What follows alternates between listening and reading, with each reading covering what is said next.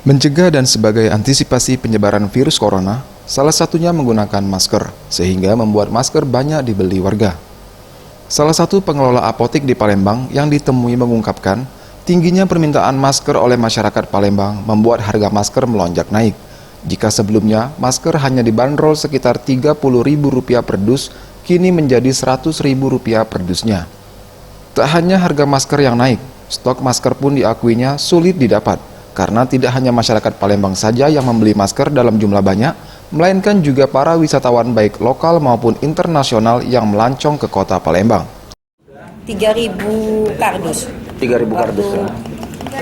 2 minggu yang lalu. Imlek ya, kasih Imlek. Sebelum Imlek. Sebelum Imlek ya, sudah menaik. Selama berapa sampai 3 kardus itu? Apa dia? Penjualannya itu? Iya, jualnya harga 30. Dari Imlek, menjelang Imlek itu. Pengelola apotik di kawasan Ogan ini menambahkan, puncak penjualan masker tertinggi di apotiknya terjadi pasca Imlek 2020 yang mencapai 3.000 dus dalam waktu 1 minggu. Tim Liputan Sriwijaya TV.